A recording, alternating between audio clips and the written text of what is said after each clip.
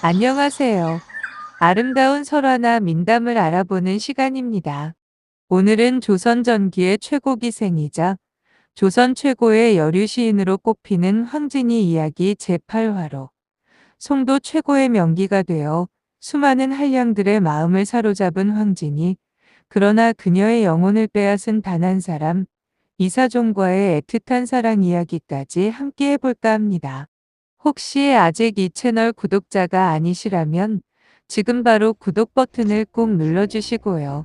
좋아요와 알림 설정도 부탁드립니다. 시간이 지날수록 황진이도 사대부가의 딸에서 탈피하려고 적응하는 중이죠. 주지스님의 정성 어린 보살핌과 간곡한 기도로 진이는 기적적으로 다시 세상을 보게 되었어요. 실상암에 들어온 지 보름이 지난 깊은 밤이었는데요. 그날도 주지스님은 대웅전에서 진이를 위해 기도를 하고 있었습니다. 산사는 바람 한 점 없는 물속처럼 조용하기만 했습니다. 이때였어요. 조용했던 산사의 눈보라가 몰아쳤어요. 갑작스런 바람에 나무 위에서 눈꽃을 피웠던 눈들이 바람에 떨어지면서 눈바람이 산사를 삼켜버릴 땐 요란했습니다. 여명이 보이려면 한참은 더 있어야 할 즈음이었죠. 대웅전에 있던 주지스님이 마당으로 나와 기도를 하고 있었습니다. 이같이 소란스런 광경을 몸소 느끼려고 진이가 방에서 나오는 순간 하늘에선 천둥번개가 장렬하였습니다. 이 광경을 보려고 희미한 눈을 부비다 진이는 다시 세상을 보게 되었던 것이죠. 세상이 보인다. 세상이 보여. 진이는 기도하는 주지스님의 품을 파고들었는데요. 스님은 이미 알고 있었듯이 진이를 깊고 따뜻하게 품었습니다. 이제 날이 밝으면 남자를 떠나가시오. 라고 말을 남기고 품었던 진이를 풀어놓고 주지스님은 다시 대웅전으로 들어갔답니다. 진이와 덕구는 먼동이 트자 암자에서 내려왔어요.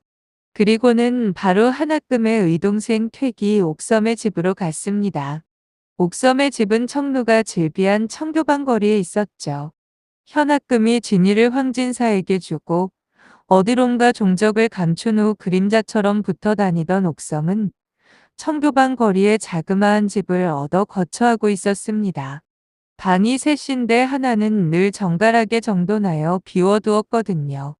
진이가 언제든지 오면 마음 놓고 편히 쉴 수 있게 해둔 방이었던 겁니다. 옥섬 이모, 진이가 왔어요. 올 줄 알았다는 옥섬은 덤덤하기만 합니다. 해는 어느새 중천에 떴을 때였죠. 시장하겠다. 아침도 못 먹었을 터인데 밥부터 먹어라. 얘기는 나중에 하도록 하자. 시래기 국에 감자가 섞인 보리밥이었습니다. 숟가락을 놓기가 무섭게 진이가 입을 열었는데요. 이모, 진이가 전우치를 봤어요. 제가 천둥번개가 장렬하게 칠 때 가슴이 떨리고 무서운데도 세상을 보고 싶어 희미한 눈을 부빌 때 갑자기 눈앞이 환해지는 동시에 하늘에서 백마탄 옥골선풍의 선비가 저에게 진이야, 이제 너는 다시 세상을 볼 수 있게 될 것이다. 말하고 사라졌어요. 그가 전우치가 아니고서야 그 밤에 어떻게 그곳에 올 수가 있겠어요? 소문으로 들은 전우치와 똑같았어요. 이모. 진이의 눈에는 지금도 실상암 앞에서의 비몽사몽 장면이 선명하였죠. 당시 전우치의 도술 이야기는 송도에서는 흔한 얘기였습니다. 특히 재령군수 박광우는 전우치와 친구 사이였는데요. 도술은 혹세무민하다 하여 금기시 되었어요. 전우치도 도술을 부린다 하여 경계당한 인물이고 나라에서 사형명령이 떨어진 상태였습니다. 중종시대였어요. 전우치는 친구인 박광우 집에서 목매 자살하였죠. 그런데 몇 년 뒤 누군가 박광우를 찾아와 전우치의 지팡이를 달라기에 그를 쳐다보니 전우치였다는 것입니다. 또한 서경덕 형제들과 도술 경쟁 등의 얘기들이 송도엔 낯설지 않은 화제거리인데요. 진이도 아버지 황진사 집에 있을 때 사랑채와 어머니 신씨 등의 오가는 얘기들은 귀동냥하여 생소하지 않았는데 실상암에서 극적으로 비몽사몽 상태에서 봤던 것입니다. 천재였던 진이로선 전우치의 이야기들이 낯설거나 의문투성이도 아니었죠. 아버지 서재의 각종 서책에서 도사들의 이야기를 수없이 접해 익히 알고 있었습니다. 진이의 기생 임무는 속전속결이었어요. 동기로 시작하여 2년 사이에 송도와 한양의 한량들이 품고 싶은 미색에 올랐습니다. 진이가 18살을 맞는 어느 봄날이었어요. 고을 유수에게 수청을 들게 되었습니다. 본인 진이보다 현학금의 의동생인 옥섬이 더 긴장하였다고 할 수 있죠. 고을 유수의 수청을 잘 들어 좋은 점수를 얻어야 관기의 운명도 좋기 때문이었을 시대죠. 진이도 예외가 아니었습니다. 사대부집 딸에서 어느 날 갑자기 서녀가 되어 마침내 기녀가 되었으니 한량들 세상에 관심의 여인이 되었던 겁니다.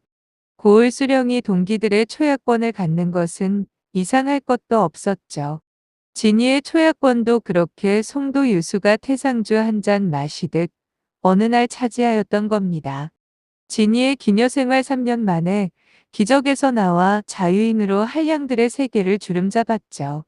진이 앞에 한량들이 분화비처럼 몰려들었습니다. 비록 몸을 파는 기생이나 마음에 드는 사내도 있었고요. 소위 순정이란 것이 있는 것이었죠.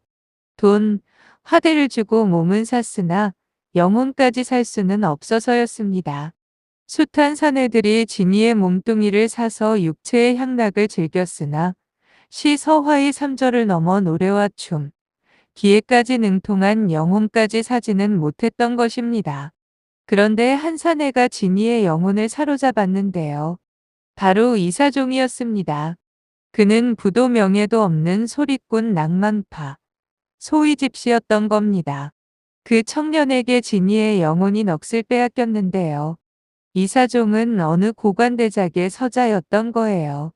조선의 대표적 옥골선풍의 소리를 잘하는 떠돌이 인생에다 그가 같은 서자 출신은 삼당 시인 이달이었습니다. 이달은 허엽의 아들 허봉과 가까운 사이이며 허엽은 후에 진이와 같이 서경덕의 동문수와 관계입니다. 아무튼 이사종은 진이와 영혼이 통해 명월의 집에서 무상으로 먹고 자는 유일한 사내가 되었고요.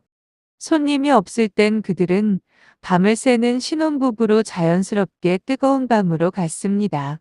그러자 옥섬은 걱정이 태산이었죠.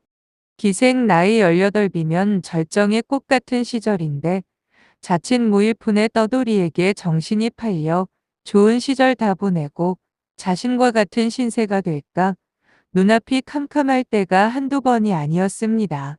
그러나 사내들과 살을 섞을 때면 진이는 옥섬의 말을 잊지 않았죠. 네가 뜨거워져야 사내들도 뜨거워진다. 이걸 실천하여 비록 화대를 받고 몸을 내어주었지만 제 남자처럼 사랑스런 여인이 되려 하는 것이었습니다. 조선판 소녀경이나 현묘경이 되어 남녀 칠세부동석이 아닌 남녀동등 사회의 선구자가 되려는 의지였습니다. 지금은 생사조차 알 길이 없는 어머니 현학금이 18배 검은고의 명인이 되었는데 진이 역시 같은 나이에 그 반열에 올랐던 거예요. 진이는 남녀관계를 뛰어넘어 학문의 세계까지 섭렵하여 누구와도 밀리지 않는 역할을 하였습니다. 고려의 핏줄을 이어받은 진이는 항상 길재의 시 500년 도읍지를 필마로 돌아드니 산천은 의구한데 인걸은 간데 없다. 어즈버 태평년월이 꿈이런가 하노라. 이걸 되새기며 미래를 꾸몄던 거예요. 여러분 어때요? 오늘은 송도 최고의 명기가 되어 수많은 한량들의 마음을 사로잡은 황진이 그러나 그녀의 영혼을 빼앗은 단 한 사람 이사종과의 애틋한 사랑 이야기까지 함께 살펴봤는데요. 다음 구화에서 여러분을 또 찾아뵙겠습니다. 감사합니다.